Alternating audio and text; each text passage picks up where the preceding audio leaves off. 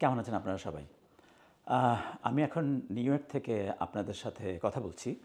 আমার নাম শামীম শাহেদ। অনেকেই আমাকে প্রশ্ন করেন যে আসলে আমেরিকাতে আসার বিভিন্ন উপায়গুলো কী, কী? তো এই প্রশ্নের উত্তর আসলে নানাভাবে দিতে হয়। কোনো ব্যক্তিগত পর্যায়ে আসে, কোনো সময় হঠাৎ করে নতুন কোনো ফোনও পাওয়া যায় যে আপনারা তো নিউ ইয়র্কে থাকেন, আমেরিকাতে থাকেন, তো আসলে আমেরিকায় আমি যদি যেতে চাই আমার পরিবারসহ তাহলে কিভাবে যেতে পারবো? তো সেইটা আমি একটু সংক্ষেপে আলোচনা করব আজকে। তার আগে বলে নিতে চাই এটা কোনো আইনি পরামর্শ না। আর একই সাথে যে এটা আমার ব্যক্তিগত অভিজ্ঞতার শেয়ারিং। ফলে আপনি আপনার জীবনের সিদ্ধান্তটি আপনি কিন্তু অবশ্যই একজন রেজিস্টার্ড অ্যাটর্নির সাথে কথা বলে তারপরে নেবেন। এটা কোনো আইনি পরামর্শ না, এটা শুধুমাত্র এক্সপেরিয়েন্স শেয়ার করছি। সাধারণত দেখা যায় আমেরিকাতে আসার জন্য দুইটা বেসিক ওয়ে থাকে। একটা হচ্ছে ইমিগ্রেন্ট ভিসা, আরেকটা হচ্ছে নন ইমিগ্রেন্ট ভিসা। এখন ইমিগ্রেন্ট ভিসা কোনটা? যেটা দিয়ে সাধারণত আমরা মনে করি যে সরাসরি গ্রিন কার্ড হয়ে যায়, সেটা ধরে নেওয়া যায় ইমিগ্রেন্ট ভিসা, ইমিগ্রেন্ট হয়ে আসা যায়। আর যেটাতে সরাসরি গ্রিন কার্ড হয় না বা রেসিডেন্ট হিসাবে পারমিট পাওয়া যায় না, সেটাকে নন ইমিগ্রেন্ট হিসাবে আমরা আজকের আলোচনায় বলতে পারি। এখন ধরেন নন ইমিগ্রেন্ট কোনগুলো? এই যে আমরা ঘুরতে আসব, আমরা বেড়াতে আসব, কোনো ট্রিটমেন্টে আসব, কিংবা ধরেন যদি আমরা কোনো ব্যবসায়িক আলোচনায় আসি, তো সেইটাকে যখন আপনি B1 B2 আমরা বলে থাকি, সেটা হচ্ছে ভিজিট ভিসা বলে সাধারণত আমরা পরিচিত ভাবে আমরা ধরতে পারি যে আমাদের কাছে পরিচিত ভিজিট ভিসা B1 B2 আবার দুইটা ক্রাইটেরিয়া আছে। কোনোটা হচ্ছে আপনার ধরেন বিজনেসের, ট্রিটমেন্টের, আর কোনোটা শুধুমাত্রই ঘুরতে আসার। তো এই যে ভিজিট ভিসা আসা, এইটা হচ্ছে আপনার নন ইমিগ্রেন্ট। আপনি ঘুরতে আসবেন, একটা নির্দিষ্ট সময় পরিমাণ পর্যন্ত আপনি আমেরিকার ভেতরে থাকতে পারবেন এবং এর মধ্যে আপনাকে ব্যাক করতে হবে। কোনো কারণে আপনার যদি বেশি সময় থাকেন তাহলে আপনি ওভারস্টেড হয়ে যাচ্ছেন এবং ভবিষ্যতে আপনার সব রকম সুবিধাগুলো বন্ধ হয়ে যাচ্ছে। এখন অনেকে মনে করেন যে আমাকে তো 5 বছরের ভিসা দিয়েছে, আমি তো 5 বছরই থাকতে পারবো। আসলে বিষয়টা কিন্তু তা না। একটা নির্দিষ্ট সময় আপনি যখন ঢুকবেন তখন আপনার I-94 উল্লেখ করে দেওয়া হয় যে আপনি এই সময়টা থাকতে পারবেন। সাধারণত এইটা হয় 180 দিন। 180 দিনের চাইতে কম। ফলে 180 দিনের চাইতে কম সময় পর্যন্ত আপনি ওইটাতে যদি আপনার ইমিগ্রেশন অফিসার আপনাকে সেটা দিয়ে থাকেন তাহলে আপনি সেটা থাকতে পারছেন, তার মধ্যে আপনাকে ব্যাক করতে হবে। তবে এটা নিশ্চিত হয়ে নেওয়া ভালো যে আপনাকে আসলে কত দিনের দিয়েছে, কারণ এটা অনেককে কম সময়ও দেওয়া হয়। ফলে আপনি যদি মনে করেন যে 180 দিন আমি থাকতেই পারবো, তাহলে সেখানে ভুল হতে পারে। এইটা নন ইমিগ্রেন্ট ভিসা। আবার ধরেন কেউ যদি আপনার যে ভিসাতে আসে, যে ভিসা একটা নন ইমিগ্রেন্ট ভিসা, এটা হচ্ছে এক্সচেঞ্জ ভিজিটার, অথবা ধরেন প্রফেসর, টিচার বা কোনো এই ধরনের মানুষ যখন কোনো একটা এক্সচেঞ্জ ক্যাটাগরিতে আসে তখন সেটা যে ভিসা হয়। তারপরে ধরেন আপনার কিউ ভিসা, কালচারাল এক্সচেঞ্জ। তারপরে এল ভিসা, যেটা আপনার ইন্ট্রা কোম্পানি ট্রান্সফার। কেউ যদি আপনাকে একটা কোম্পানি আপনার দেশের কোম্পানি থেকে এইখানেকার দেশের কোম্পানিতে কাজ করার জন্য পাঠায়, তাহলে সেটাও এরকম হয়। এটাও নন ইমিগ্রেন্ট। এটার আরেকটা পার্ট আছে অবশ্য, সেটা আমি পরে বলবো। আরেকটা হচ্ছে জার্নালিস্ট বা মিডিয়া পার্সন যারা, তাদের জন্য একটা দেওয়া হয় আই ভিসা। তো এই যে ভিসাগুলো, সেগুলোতে আপনারা এসে তার নির্দিষ্ট কাজ করে আপনাকে আবার ফেরত যেতে হবে। তা প্রফেশনাল অ্যাথলেট বা আর্টিস্টদের জন্য, যারা এই যে ধরেন অনেক আর্টিস্ট আমরা দেখি যে আমেরিকাতে বিভিন্ন জায়গায় পারফর্ম করছে, তারা আসলে কোন ভিসাতে করে সেটাতে আমরা বলি পি ভিসা। সাধারণত আমাদের কাছে খুব পরিচিত নাম হচ্ছে P3। তো P3-তে এসে নির্দিষ্ট অল্প সময়ের জন্য পারফর্ম করে আবার চলে যেতে হয়। কোনো জায়গায় আপনি যদি পারফর্ম করতে হয় এবং আপনি যদি সেখান থেকে কোনো সম্মানই পেতে হয়, তাহলে আপনাকে অবশ্যই এই ভিসাটা ব্যবহার করতে হবে, যদি অন্যান্য কোনো ক্রাইটেরিয়া আপনাকে অ্যালাউ না করে। আরেকটা হচ্ছে H1B। H1B খুব পরিচিত, যারা ধরেন কম্পিউটার এক্সপার্ট অথবা আইটি সেক্টর এক্সপার্ট, তাদের জন্য এটা হচ্ছে হাইলি স্পেশালাইজড নলেজ যদি কোনো জায়গায় রিকোয়ার করে তাহলে সেটা ওই ভিসাতে আসে। আর H2A, এটা হচ্ছে আপনার টেম্পোরারি এগ্রিকালচারাল ওয়ার্ক যারা করে। আরেকটা হচ্ছে E2, এইটা আমি একটু গোল দাগ দিয়ে রাখেন, এইটা আমি পরে বলছি E2টা আসলে কেন গুরুত্বপূর্ণ। আর একটা হচ্ছে ভিকটিম, যারা এখানে যদি আমেরিকার ভিতরে আসার পরে কোনো ক্রিমিনাল অ্যাক্টিভিটির আন্ডারে পড়ে বা তারপরে ধরেন আপনার ভিকটিম অফ হিউম্যান ট্রাফিকিংয়ের মধ্যে পড়ে, তাহলে তাদের ইউ ভিসা এবং টি ভিসা আছে। আরও অনেক ক্যাটাগরি আছে, আমি শুধু সংক্ষেপে ইম্পর্টেন্ট বা আমার যেগুলো এখন মনে পড়ছে সেগুলোই আপনাদের সাথে শেয়ার করছি। এরপর আমি যাব ইমিগ্রেন্ট ভিসার দিকে। কোনটা দিয়ে সরাসরি আপনি ইমিগ্রেন্ট হতে পারছেন বা ইমিগ্রেন্ট হওয়ার সুযোগ থাকছে, এটাকে মিন করবে। তার আগে আমি একটু বলে রাখি আবারও যে এটা কোনো আইনি পরামর্শ নয়। আমি শুধু আমার এক্সপিরিয়েন্স শেয়ার করছি, ফলে আপনার জীবনের গুরুত্বপূর্ণ ঘটনাটি আপনি যিনি ওই ঘটনায় আপনাকে পরামর্শ দেওয়ার রাইট রাখেন তাদের সাথে কথা বলে নিতে হবে। এখন কোন কোন ভিসাতে আপনি ধরেন গ্রিন কার্ড পেতে পারেন, যদি আপনাকে বলে যে আমি ইন ফিউচারে গ্রিন কার্ড পেতে পারি বা গ্রিন কার্ড পেতে চাই, তখন সাধারণত আমরা কমন কিছু বিষয় দেখি। ধরেন বাবা মা যদি আন্ডার 21 বাচ্চা কাচ্চার জন্য অ্যাপ্লাই করেন, বাবা মা যদি ওভার 21 আনম্যারিড বাচ্চা কাচ্চার জন্য অ্যাপ্লাই করেন, আবার সান অথবা ডটার যদি তাদের প্যারেন্টদের জন্য অ্যাপ্লাই করে, তাহলে গ্রিন কার্ড পেয়ে যাচ্ছে সরাসরি। তাদেরকে কিন্তু আগে আমেরিকার সিটিজেন হতে হবে বা আমেরিকায় গ্রিন কার্ড হোল্ডার হতে হবে। আবার আমেরিকার গ্রিন কার্ড হোল্ডার স্পাউস যদি স্পাউসের জন্য অ্যাপ্লাই করে, আমেরিকার সিটিজেন যদি স্পাউসের জন্য অ্যাপ্লাই করে, তাহলে কিন্তু গ্রিন কার্ড পেয়ে যাওয়ার সম্ভাবনা থাকছে।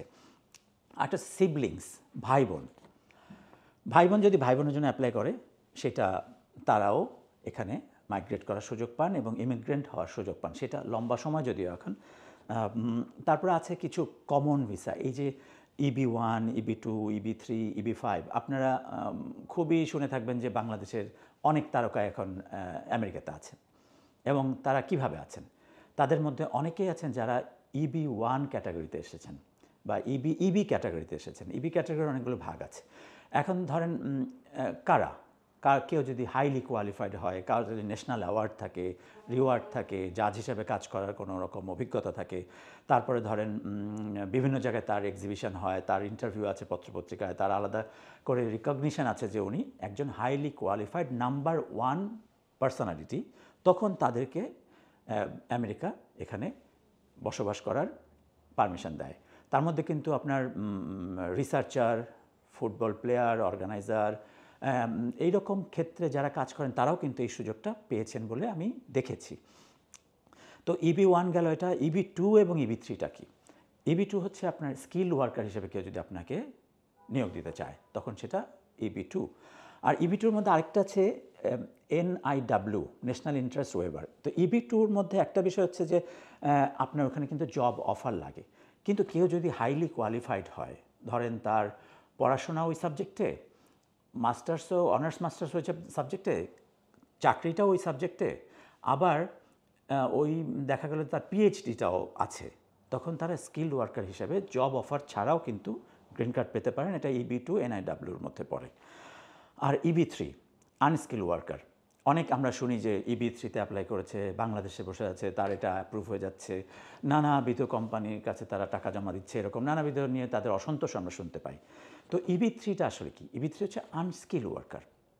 কিন্তু আপনি মনে রাখবেন, আনস্কিল হলেও কিন্তু সেখানে একটা স্কিল লাগে। ধরেন এখানকার একটা রেস্টুরেন্ট বলল যে আমি আসলে আমার রেস্টুরেন্টটা একজন রসগোল্লা মেকার ছাড়া চালাতে পারছি না, আমার রসগোল্লা মেকারটা দরকার। তখন এখানকার লেবার ডিপার্টমেন্ট তাকে অ্যাপ্রুভ করবে, হ্যাঁ, যে তুমি এটা নিতে পারো। তখন সে বলল যে হ্যাঁ, আমি আমার দেশ থেকে একজনকে আনতে চাই। তখন তারা বলবে তুমি সেটা কেন তোমার দেশ থেকে আনতে চাও, কারণ এখানেও তো অনেক গুরুত্বপূর্ণ মানুষ আছে যাদেরকে দিয়ে কাজ করানো যায়। তো যারা রেসিডেন্ট, যারা এখানকার অধিবাসী, তখন আপনাকে প্রমাণ করতে হবে যে কেন আপনার ওই লোকটাকেই লাগবে, কেন আপনার বিরিয়ানি বানানোর জন্য আপনার ওই লোকটাকেই লাগবে, কেন রসগোল্লা বানানোর জন্য আপনার ওই এক্সপার্টিসটাই লাগবে। তখন এখানকার লেবার ডিপার্টমেন্ট সেটা পাশ করলে তখন তারা সরাসরি EB3 ভিসাতে আমেরিকাতে আসতে পারে এবং সামনে যখন কোয়ালিফাই করবে তখন গ্রিন কার্ডের জন্য আবেদন করতে পারে। আরেকটা EB5, সেটা অনেক বেশি ইনভেস্টমেন্ট লাগে। আগে একটু কম ছিল, এখন কেউ যদি $900,000 লিগালি ইনভেস্ট করে তাহলে তারা এখানে গ্রিন কার্ড পেতে পারে, ফুল ফ্যামিলি। আরেকটা আমি যেটা ওই যে গোল দাগ দিতে বললাম, সেটা হল E2 ইনভেস্টমেন্ট ক্যাটাগরি। অনেকে আমাদের বলেন যে আমি ইনভেস্ট করতে চাই, আমার ওই দেশে বিজনেস আছে, আমার ওই দেশে বিজনেস আছে। কারো যদি কোনো দেশে লিগ্যাল ওয়েতে বিজনেস থাকে, 3 থেকে 5 বছরের ট্যাক্স ফাইল করা থাকে এবং সেই দেশ থেকে যদি লিগ্যালি টাকা ট্রান্সফার করা যায় আমেরিকাতে, সেটা যদি ইনভেস্টেড হয়, তখন তারা E2 ভিসার জন্য নমিনেটেড হতে পারেন। এখন ধরেন সাধারণত বলে যে 50,000 টাকা হলে E2 ভিসা পাওয়া যায়, কিন্তু ইনফ্লেশন এবং অন্যান্য কারণে এটা একটু বাড়তে বাড়তে এমন একটা পর্যায়ে গেছে যে এখন সাধারণত দেখা যায় যে 120,000, 130,000, 150,000 বা বিজনেসের উপর ডিপেন্ড করেও E2 ভিসাটা পাওয়া যায়। এখন E2 ভিসা কিন্তু নন ইমিগ্রেন্ট ভিসা, এটা থেকে শুধু এই ভিসা থেকে আপনি সরাসরি কখনো গ্রিন কার্ড পাবেন না। এটা 2 বছর 2 বছর করে রিনিউ করে যেতে হয়। দেশ অনুযায়ী সেটার মেয়াদটাও একটু বাড়ে কমে। আপনার বিজনেস যদি হয় একটা ছোট কফি শপ, তাহলে আপনার ইনভেস্টমেন্ট কম লাগছে। আপনার ভিসা যদি হয়, আপনার যদি ব্যবসা হয়, আপনার ব্যবসা যদি হয় কফি শপ, তাহলে একটু কম লাগছে। আপনার ব্যবসা যদি হয় বড় গাড়ির বিজনেস, তাহলে টাকা তো আর এই টাকাতে হবে না, নিশ্চয়ই বুঝতে পারছেন। ফলে বিজনেস অনুযায়ীও এটা একটু ডিফারেন্ট হয়। ফলে এটা খুব দ্রুততার সাথে হয়। E2-তে আপনি বিজনেস চালানোর পারমিশন পাবেন, এখানে আপনার ফ্যামিলি সহ এখানে থাকার এবং বিজনেস চালানোর পারমিশন পাবেন, বাট নট ফলোড বাই ওই যে আমি বললাম। আরেকটা বিষয় যেটা সাধারণত আমাদের দেশে খুব বেশি রকম শুনতে পাওয়া যায়, অ্যাসাইলাম। এখন অ্যাসাইলামটা আসলে কি? কেউ যদি মনে করেন তার দেশে তিনি পারসিকিউটেড হচ্ছেন, নির্যাতিত হচ্ছেন, এবং তিনি যদি আমেরিকাতে ফিজিক্যালি প্রেজেন্ট থাকেন এবং তিনি যদি মনে করেন যে তার দেশে ফিরে যাওয়াটা আসলে তার জন্য সম্ভব না বা তিনি যেতে চান না, কারণ সেখানে গেলে উনি পারসিকিউটেড হতে পারেন। তার একদমই যদি আমরা শব্দে বলি, হয় পারসিকিউশনের প্রমাণ থাকতে হয় এবং অ্যাট দ্য সেম টাইম আপনার well founded fear of persecution থাকতে হয়। ফলে তিনি যদি এখানে বলেন যে আমার জীবন বিপন্ন, আমার পরিবারের সদস্যদের জীবন বিপন্ন, যে কোনো সময় আমি আমার জীবন নিয়ে রিস্কে পড়তে পারি, আমি এখানে আশ্রয় চাই, তখন অ্যাসাইলাম চাইতে পারেন। এবং তার ফলশ্রুতিতে একটা সময় যখন ওনার ইন্টারভিউ হবে, তিনি যখন পাশ করবেন এবং ইমিগ্রেশন অফিসার যদি মনে করেন যে হ্যাঁ তাকে আশ্রয় দেওয়া যায়, তখন সেখানে সে আশ্রয়টা দেওয়া হয়। এবং আপনারা জানেন যে যারা সাধারণত যে কোনো ক্যাটাগরিতে আমেরিকাতে গ্রিন কার্ড পান এবং তার 5 বছর পর তারা সাধারণত সিটিজেন হতে পারেন। আর যদি বিবাহ সূত্রে আসে তাহলে কখনো কখনো 3 বছর পরও সিটিজেন হতে পারেন। ফলে অ্যাসাইলাম কারা কারা আবেদন করতে পারে? একটা হচ্ছে 5টা গ্রাউন্ড আছে অ্যাসাইলাম আবেদন করার জন্য, গ্রহণযোগ্য হওয়ার বা আবেদন করার যোগ্যতা অর্জন করার। একটা হচ্ছে রেস, আরেকটা রিলিজিয়ান। আপনি যদি কোনো জায়গায় কোনো দেশে মাইনরিটি হন, উপজাতি হন, আপনি যদি কোনো জায়গায় ন্যাশনালিটির কারণে আপনার যদি জীবন বিপন্ন হয়, আপনি যদি পার্টিকুলার সোশ্যাল গ্রুপের মেম্বার হন, ধরেন আমরা ধরে নিই যে কোনো সাংবাদিক নির্যাতিত বা কোনো লেসবিয়ান গে তাদের জীবনযাপন প্রক্রিয়ার জন্য কোথাও নির্যাতিত হচ্ছে, সে প্রপারলি সে তার জীবনটা যাপন করতে পারছে না, জীবন বিপন্ন হচ্ছে। তারপরে যদি ধরেন তার পলিটিক্যাল ওপিনিয়নের জন্য সে তার জীবন নিয়ে খুব রিস্কের মধ্যে আছে, তাহলে তারা এখানে আশ্রয় চাইতে পারেন। তো এই বিষয়গুলোই গেল সংক্ষেপে।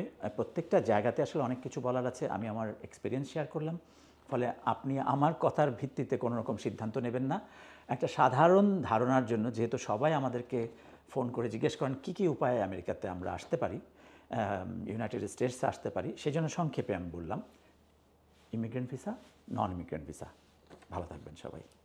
আর এটা কোনো আইনি পরামর্শ নয়। জি, ধন্যবাদ।